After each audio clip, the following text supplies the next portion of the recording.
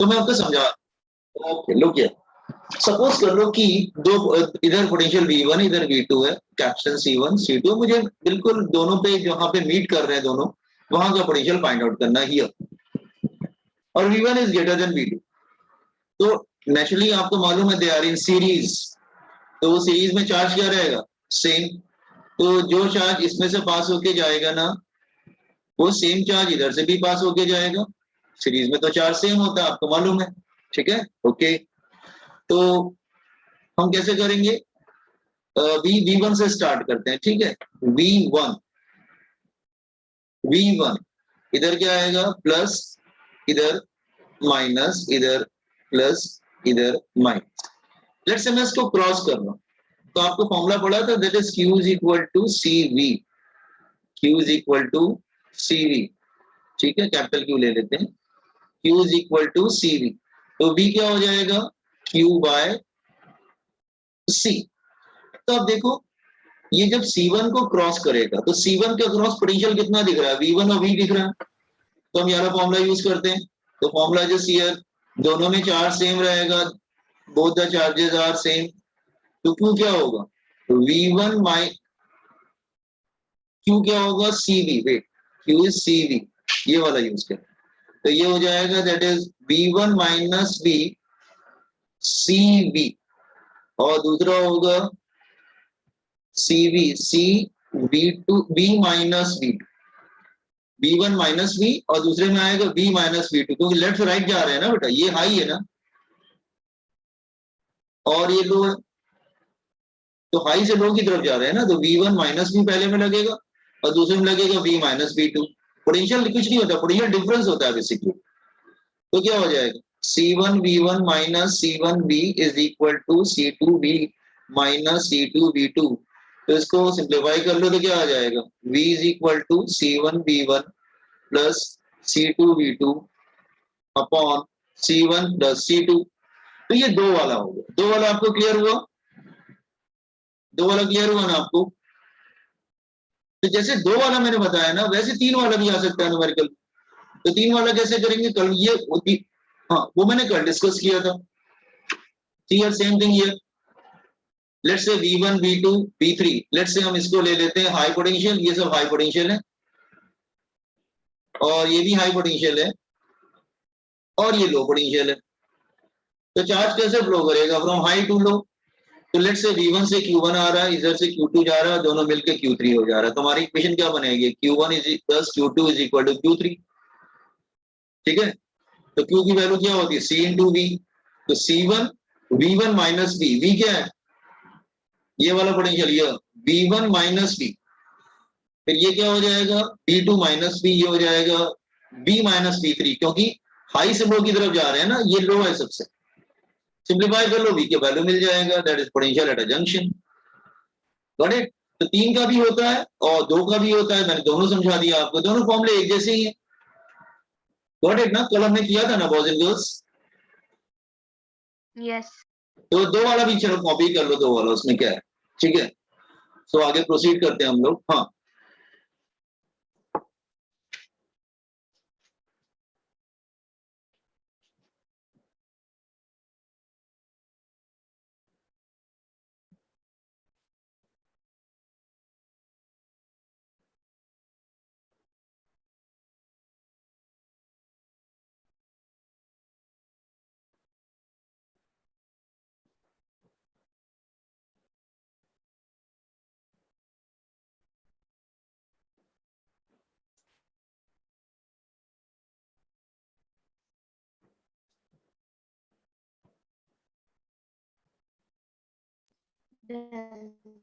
Okay ना, एक question आता है, इनफाइनाइट लैडर,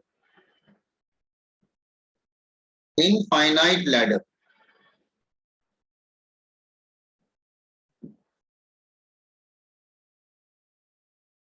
सो दो वाला कर लिया आप लोगों ने बॉयज एंड गर्ल्स, तो मैं स्क्रॉल करूं इसको।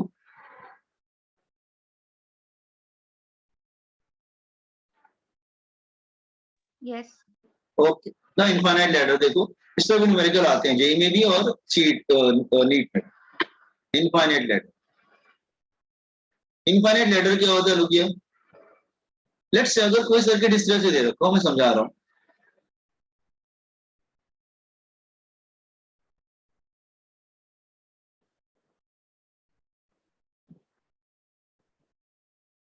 infinite, and here it is also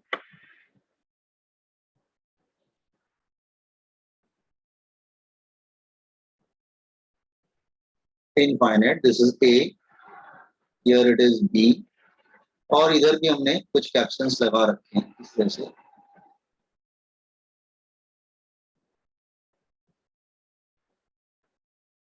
It will continue like this way, and it will continue. Let's say this is C1, and this is C2, again C1, again C2, again C1, again C2. It's a repeating. It's a repeating again and again like this, up to infinite times. And question is you have to find C equivalent. अब question ये आता है कि sir ये इतना ये तो चलता जा रहा है, ठीक है, और इनफाइनाइट तक जा रहा है, तो इसलिए इसका नाम पड़ गया इनफाइनाइट लैडर, ठीक है. तो अब तुम ये देखो, इसमें सबसे पहले ये देखना पड़ता है कि कौन सा सेक्शन बार बार रिपीट हो रहा है. तो स्टूडेंट देखने से मालूम चल जाता है कि ये वाला जो सेक्शन है ना, it is repeating again and again and again, बार बार वही तो हो रहा है, C1 C2, फिर वही C1 C2, फिर C1 C2, again again again repeating. तो ये सेक्शन जो है ना, दिस सेक्शन, ये सेक्शन बार बार रिपीटेड हो रहा है. This is repeated section. Are you getting what I am saying? समझा ना? ओके. तो इसमें हम लोग कैसे ट्रिक यूज करते हैं, इसमें थोड़ा मैथ्स यूज करने की कोशिश करेंगे. हम लोग क्या करते हैं, जैसे मैथ्स में होता है ना, let the answer is x, पहले का आंसर ले लेते हैं, let the answer is X. तो यहाँ पे भी हम लोग करते हैं, लेट द, इसका आंसर सपोज कर लो एक्स है. तो एक बार बताओ, इनफाइनाइट में है, ये इनफाइनाइट सेक्शन है. इनफाइनाइट में अगर मैं इनफाइनाइट सेक्शन से अगर मैं एक सेक्शन माइनस कर दूंगा, इनफाइनाइट में अगर मैं एक सेक्शन माइनस कर दूंगा, तो इन्फिनिटी माइनस वन क्या होता है? इन्फिनिटी माइनस वन क्या होगा? Again it is infinity. और इन्फिनिटी प्लस वन क्या होगा? अरे उसको भी इन्फिनिटी बोलेंगे. ये बात समझ में आ रहा है ना? अरे इन्फिनिटी में कुछ ऐड करो, सब्ट्रैक्ट करो, इन्फिनिटी कहलाएगा ना. इसीलिए व्हाट आई एम सेइंग. तो हमने ट्रिक यूज किया. क्या ट्रिक यूज किया? लेट, हमने अज्यूम कर लिया एक सेक्शन को माइनस कर दिया, minus one section, repeated section को वन सेक्शन हमने क्या किया बेटा, माइनस कर दिया. तो बाकी जितना बचा उसका हमने आंसर ले लिया. लेट से आंसर इज एक्स, लेट इसका आंसर एक्स है. ये बात समझ में आया कि जो बार बार एक सेक्शन को इन्फिनिटी में अगर एक सेक्शन माइनस करोगे तो क्या कोई फर्क पड़ेगा उसको नंबर पे? इन्फिनिटी तो इन्फिनिटी रहेगा ना. Infinity minus one is again infinity. Are you getting? तो हमने क्या किया, वन सेक्शन को माइनस किया और हमने ले लिया लेट से आंसर इज एक्स. तो हमने इस पार्ट का पूरा आंसर एक्स ले लिया, और फिर वो जिस सेक्शन माइनस किया था ना उसको दोबारा फिर से लगा दिया. तो infinity plus one is again, पहले हमने माइनस किया तो अगेन इट इज इन्फिनिटी, तो इसका आंसर मैंने ले लिया लेट से आंसर इज एक्स. अब तुम वन ऐड कर दे रहे हो तो अगेन उसका आंसर हम ले रहे हैं एक्स, क्योंकि infinity minus one is again infinity, infinity plus one is again infinity. तो लेट द आंसर, दोनों में केस में आंसर एक्स आएगा. तो पहले हमने एक माइनस किया सेक्शन, तो हमारा डायग्राम कैसे हो गया, लोग हाँ, ए, हियर इट इज बी, और एक सेक्शन हमने माइनस कर दिया. माइनस करने के बाद हमारे पास जो रिमेनिंग सेक्शन था उसका आंसर हमने क्या ले लिया बॉयज एंड गर्ल्स? उसका आंसर क्या ले लिया, एक्स ले लिया ना हमने, X. Are you getting what I am saying? ये बात समझ में आया? एक सेक्शन माइनस किया, उसका आंसर एक्स ले लिया, फिर उसको ऐड कर दिया और फिर से उसका पूरा आंसर एक्स ले लिया, क्योंकि infinity minus one is X. Infinity minus one करो, इन्फिनिटी प्लस वन करो, कोई फर्क पड़ता है क्या? Are you getting what I am saying? ये बात समझ में आया? You got this point? तभी मैं प्रोसीड करूं आगे. ये बात समझ में आया क्या? एक सेक्शन मतलब हम ऐसे समझ रहे हैं कि ऐसे समझो कि अगर एक सेक्शन कम कर दे रहे हैं तो भी आंसर एक्स है, और अगर एक सेक्शन लगा भी दे रहे हैं तो भी आंसर एक्स है, क्योंकि वो इनफाइनाइट है. Are you getting? Okay. Now तो again this answer is X. तो अब इसको हम लोग ऐड करते हैं. अब ये दोनों तो आपस में क्या हो जाएंगे, पैरेलल में हो जाएंगे, these two are in parallel, ये तो पैरेलल में हो गए। तो पैरेलल में क्या होता है, दोनों ऐड हो जाएंगे। तो हमारा फिर से डायग्राम क्या हो गया, ए बी और ये ऐड हो गया, ये है C1, ये दोनों ऐड हो गया तो क्या हो जाएगा C2 प्लस एक्स पैरेलल में। अब ये दोनों सीरीज में हो गए, अब ये दोनों सीरीज में हो गए, in series 1/C equivalent is equal to 1/C1 plus 1/C2 plus X, और टोटल आंसर भी एक्स है। हमने टोटल आंसर भी एक्स लिया है ना, मतलब एक कम कर रहे हैं तो भी आंसर एक्स है, एक बढ़ा रहे हैं तो भी आंसर एक्स है। C1 इसमें एलसीएम ले लेंगे तो ये कैसा हो जाएगा, look like this way,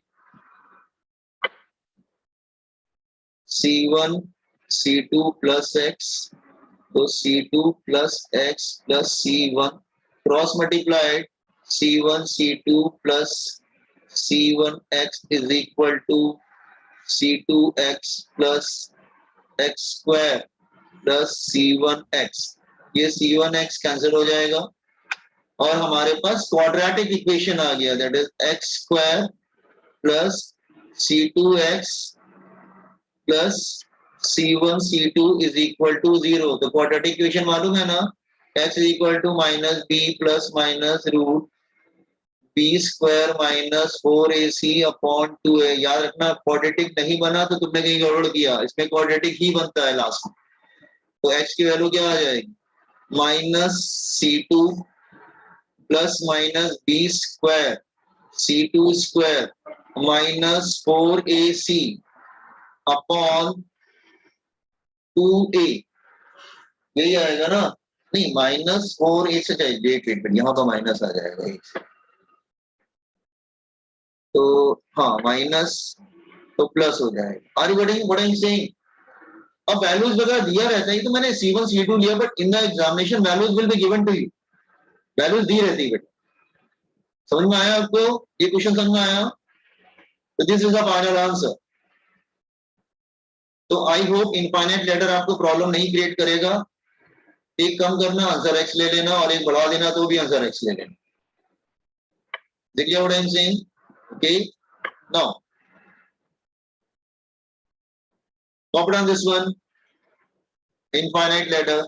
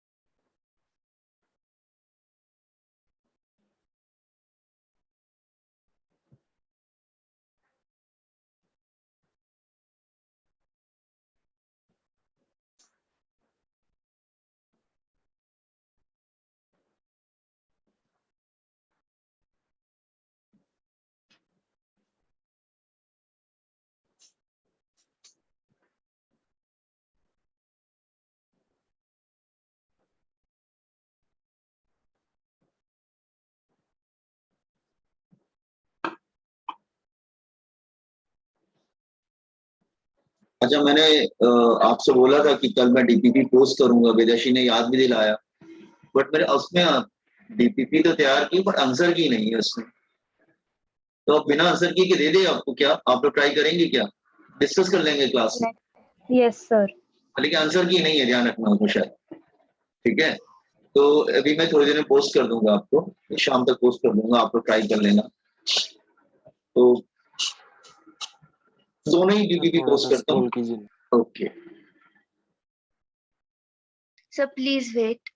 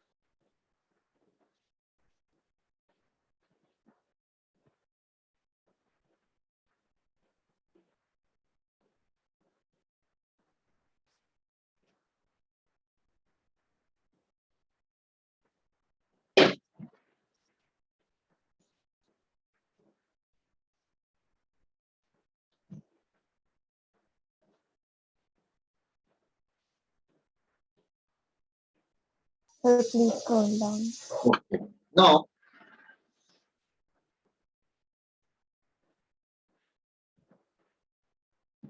actually ये दोनों में होता है. In case of capacitance also, in case of resistance also, दोनों में होता है. लेकिन मैं फुल एक्सप्लेनेशन करूंगा इन इलेक्ट्रिसिटी चैप्टर में करूंगा इसका explanation. ठीक है, मैं फुल एक्सप्लेनेशन इसका इलेक्ट्रिसिटी चैप्टर में करूंगा, इसका डेरिवेशन और ऑल दिस. कैपेसिटेंस में मैं डायरेक्ट दे रहा हूँ.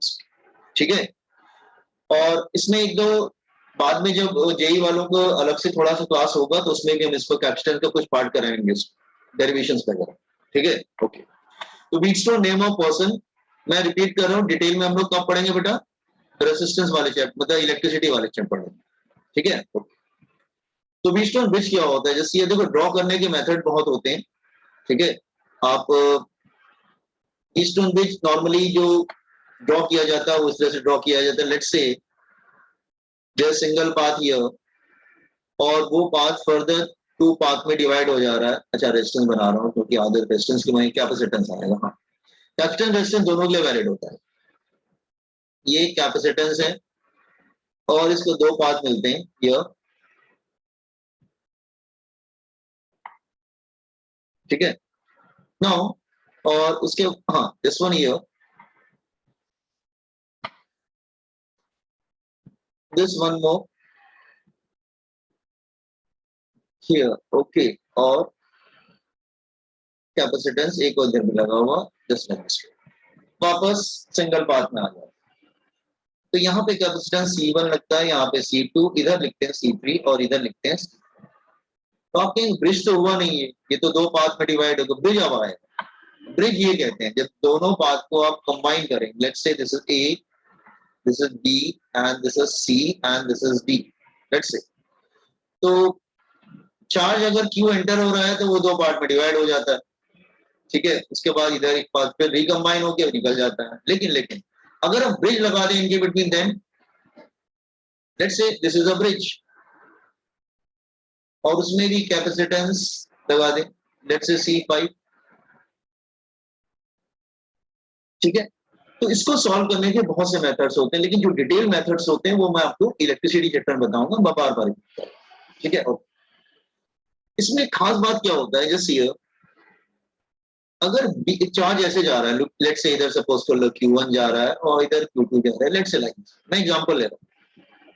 अगर सपोज कर लो चार्ज फिर ऐसे जाएगा, फिर अगर फिर मे भी हो सकता है इधर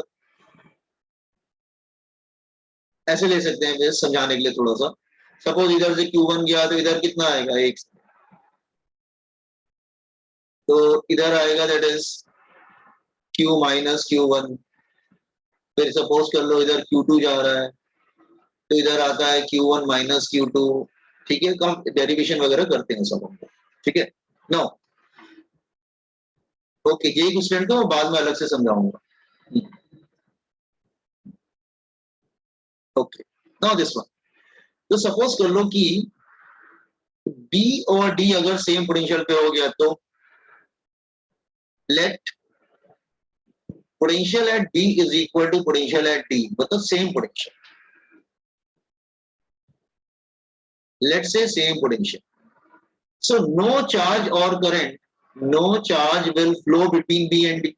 No charge will flow, क्योंकि चार्ज फ्लो करता है from high potential to low potential, या करंट फ्लो करता है from high potential to low potential. लेकिन अगर सेम पोटेंशियल पे होंगे तो क्या चार्ज फ्लो करेगा? नहीं करेगा।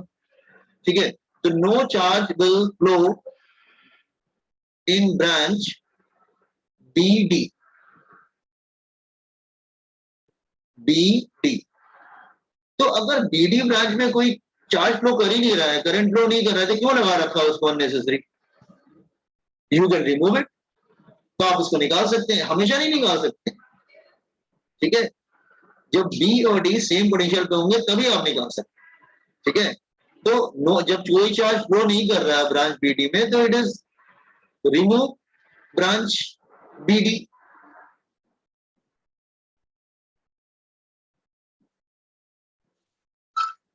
या remove C5।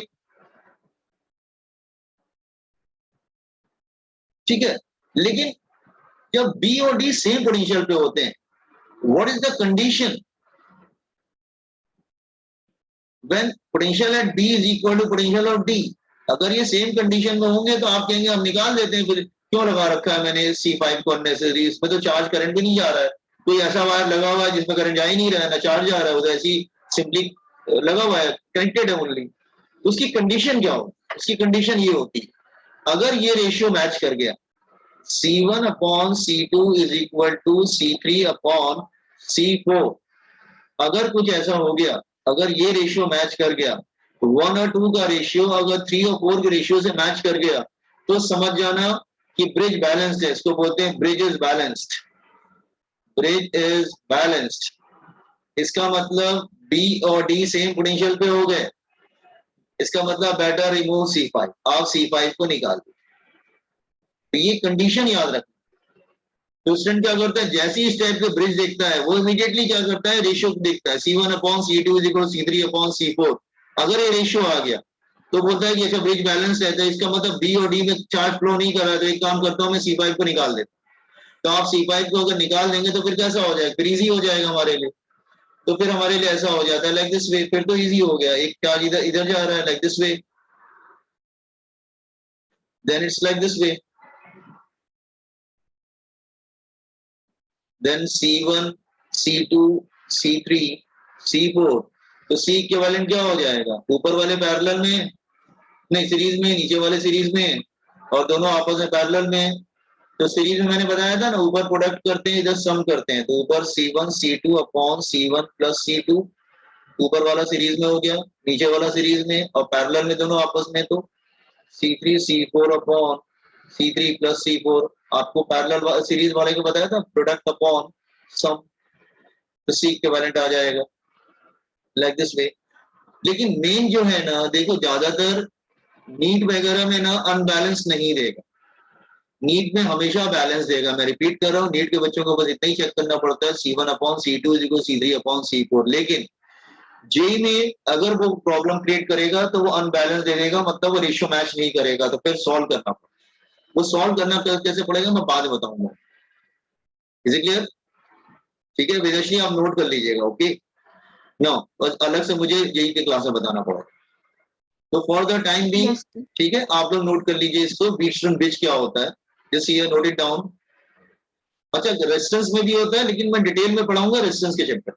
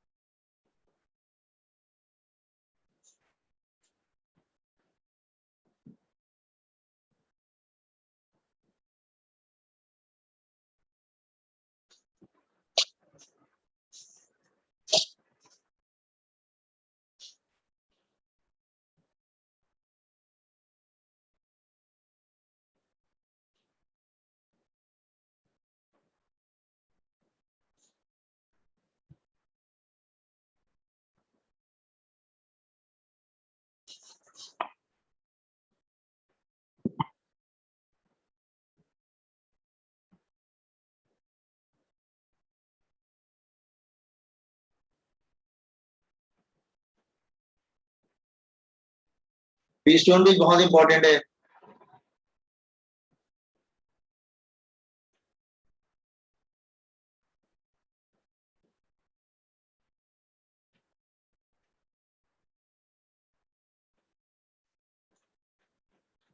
Boys and girls anybody can take attendance. तो अटेंडेंस लेगा क्या?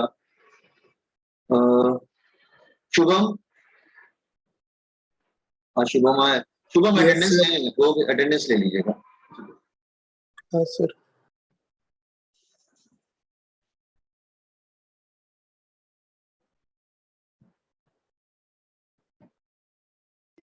सर ये कंडीशन कैसे है? हाँ वही कंडीशन कैसे आई मैंने ये नहीं बताया ना, लेंदी डेरिवेशन है इसका, इससे मैंने बताया नहीं, सिर्फ जेई में स्टूडेंट को मैं अलग से बताऊंगा।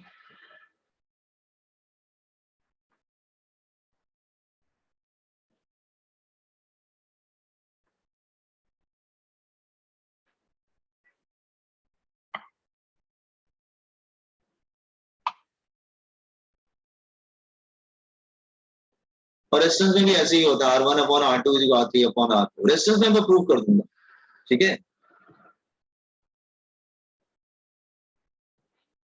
क्योंकि रेजिस्टेंस का आता है, नीट में भी आ जाता है।